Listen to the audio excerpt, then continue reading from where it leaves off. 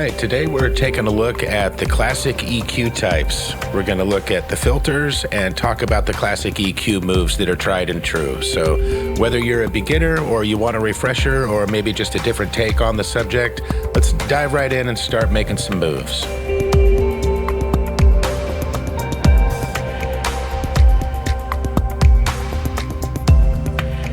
So all the moves we're going to make today are going to be on static EQs. There won't be any dynamics going. Now this little node on the EQ, this is your filter. And this little bell shape here is kind of the classic. And you can broaden this, which is widening the bandwidth or Q value. And you can make it narrow, and you can cut and boost this way. There's also shelves. Shelves look more like this. And you can broaden the Q value, narrow it down. And a high shelf. And if these shelves become extreme, then they become pass filters or cutoff filters.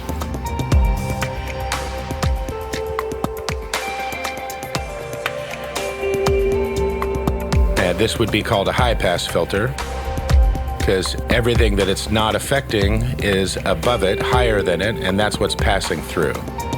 So it's letting everything higher than this filter pass through, and this would be a low pass filter. Now with the bell filter, if this becomes very, very narrow Q, then this becomes a notch filter. And this is better for cutting than for boosting. If you boost too steep and narrow, you'll get what's known as ringing.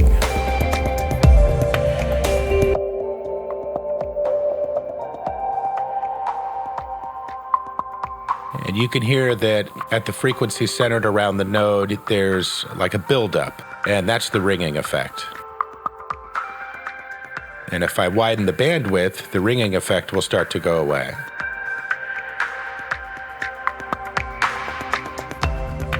So those are the basic EQ filter types, and they allow us to make different styles of EQ curves. This is how you can sculpt your sound, and different bandwidths, boosting or attenuation, this is all what makes up your EQ curve.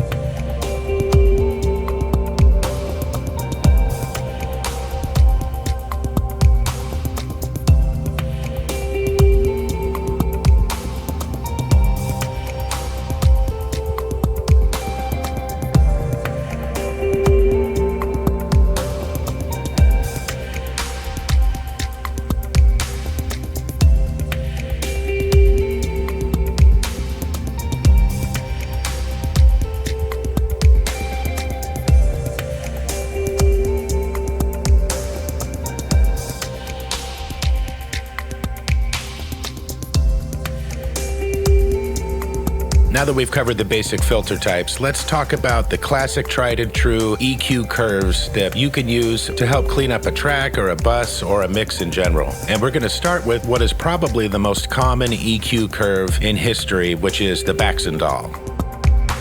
Now, if we take our bell filter and we make a really wide bandwidth, it's super gentle, and this is the Backend Doll.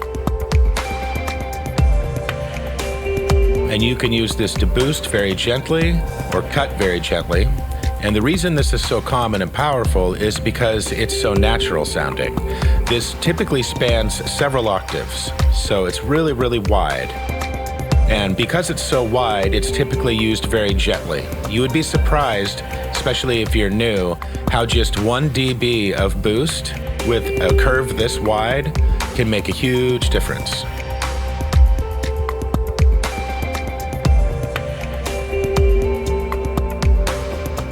So there's a double Backend Doll. The low frequency is taking out about 1.5 dB at 240 Hertz. The high boost is just 1 dB at just about 5K. Let me bypass these.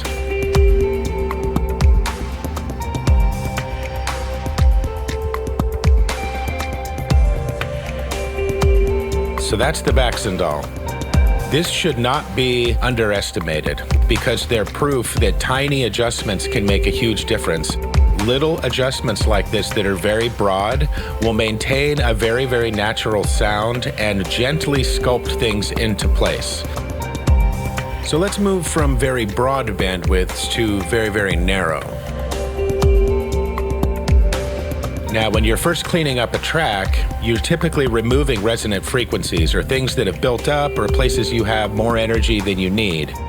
And you find those by sweeping around, and then you remove them and see if the overall sound is better without them. A lot of people will also find them by boosting and sweeping around and finding something they don't like. But if you do that, be careful, because a lot of things simply sound worse if you boost them like this. So you may find something, say in an acoustic guitar, that sounds atrocious when you boost it like this, but if you just bring it back to normal, you'll find that it is actually okay in the overall balance of things.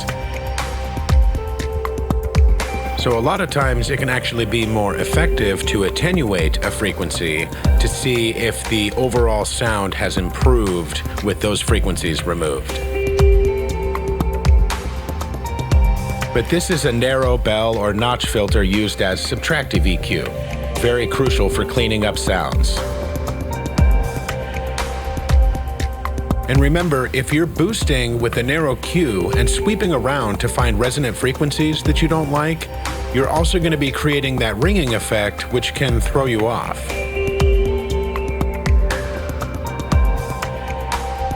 Because all frequencies will ring if you do this, high enough and steep enough. And that brings me to one of the classic EQ principles, which is a rule that is definitely there to be broken, but it's important to know about. And that is to boost wide and cut narrow. Now there's a couple reasons for this. First of all, the narrow cut is creating the ringing, but you're not going to hear it because you're cutting it out. So in theory, it's there, but you're not going to hear it because you've decreased the ringing effect so much by attenuating the signal. When you boost like this is when you hear it, but steep, narrow cuts will not result in a ringing that you can hear. And another advantage of cutting narrow is to preserve your harmonic overtones. Your harmonic overtones are very important for your timbre and your overall texture of your sound. And boosting wide is important to maintain that natural feel, like with the Backend Doll. The wider you boost, the less you actually need to increase the decibels. So these are important principles. And yes, they're there to be broken, but it is important to know why we do this. And another thing to consider is the frequencies that you're boosting and cutting. Low frequencies take more energy, more air to push. So an attenuation or a cut in a low frequency is much more dramatic than it is at a higher frequency. That's one thing. The other thing is when it comes to musical instruments or a vocal, the actual fundamentals or the frequencies of the notes being played or sung are typically in the low mids and up through the mid-range. So when you remove stuff in your mid-range and in your low mids, you're attenuating fundamentals. So you don't want to cut more than you need, just like you don't want to boost more than you need. Which brings us to our next classic EQ curve for separation and clarity, which is the pocket. The pocket EQ enables us to make room when things are masking. Now, when two different sounds are sharing too many of the same frequencies, they can mask each other. In this mix, we have a track that is a guitar and a pad, and it is directly masking the vocal.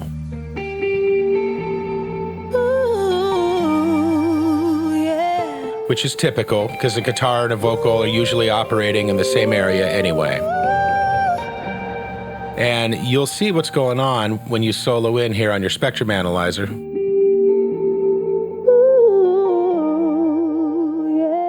The fundamentals of the vocal in that part right there are anywhere between 600 and 400, which is where there's a lot of information from the guitar. So they're masking each other in this region right here a little bit. Here, take another listen. What the pocket EQ is used for is carving out a little valley for one of these and doing a little peak in that valley for the other one. And this is really classic EQ technique. So this is the vocal. So what we're gonna do is make a little valley right about 400 hertz. We're gonna cut no wider than we need. So there's a Q factor of 1.7 at 400 hertz. And we're taking out 3 dB. Now we're going to boost the guitar in this pocket that we've created. And we're going to boost wider and only bring it up 1 dB. So there we've made the guitar a lot more noticeable, and we've decreased the frequency masking, and we've put the guitar out ahead of the vocal in this part of the spectrum. But what we actually want to do is the opposite. We want to make the pocket in the guitar so the vocal can shine through.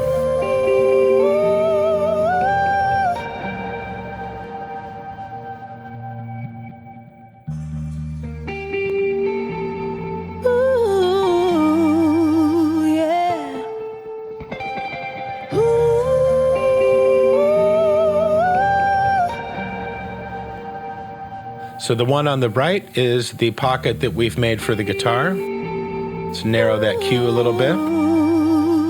And on the left, we've done the boost for the vocal.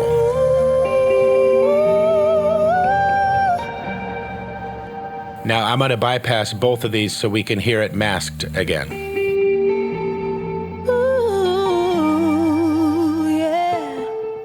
Let's hear that again with these EQs on. Yeah, very nice. You're making a valley in one and boosting the other in the area that they're most interfering with each other. That's a pocket EQ, classic technique.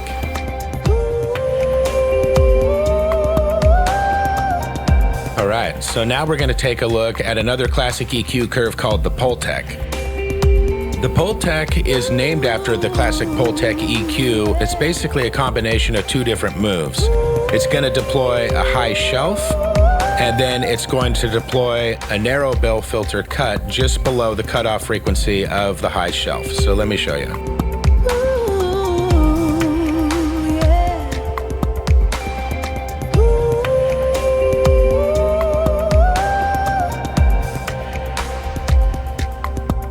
And the reason this is so cool is because it utilizes one of the principles of frequency masking.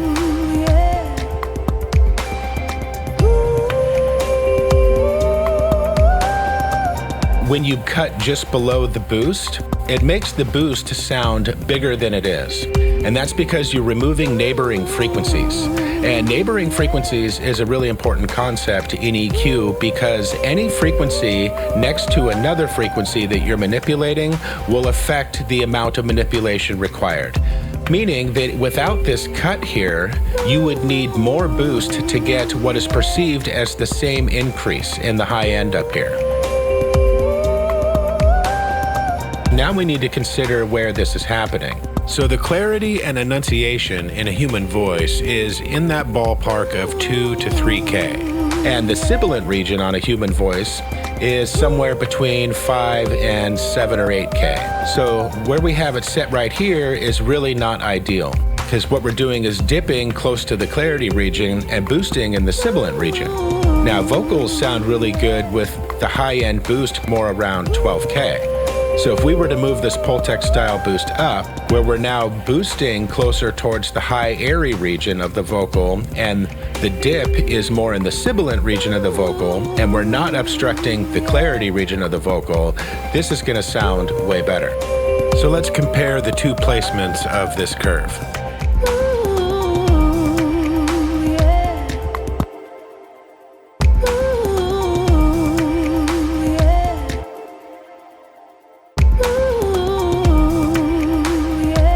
This right here may not be as bright, but it's definitely more clear. That's just because of the nature of the human voice. But this is a classic application of the Ptech. So let's put a little bit of a Ptech on the master bus.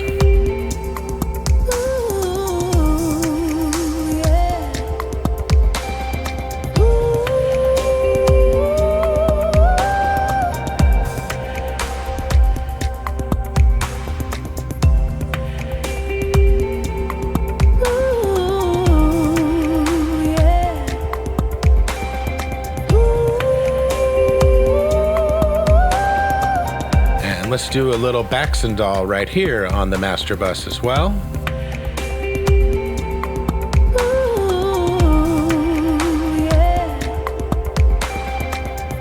And a little subtractive EQ in the muddy region.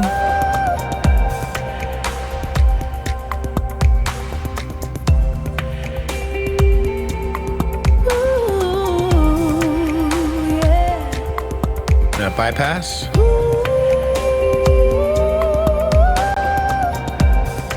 Back on. I don't recommend using a lot of EQ on the master bus, especially if you're newer, but it's a lot easier to hear the effect of these on an entire mix.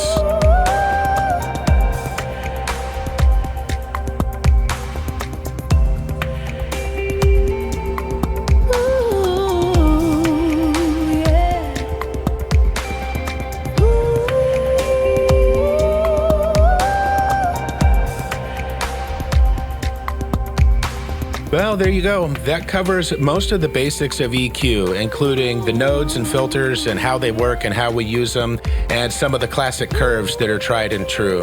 Now, I'm going to link to a bunch of other videos if you want to dive deeper into this. I didn't talk about bandpass filters. I have a whole video on that.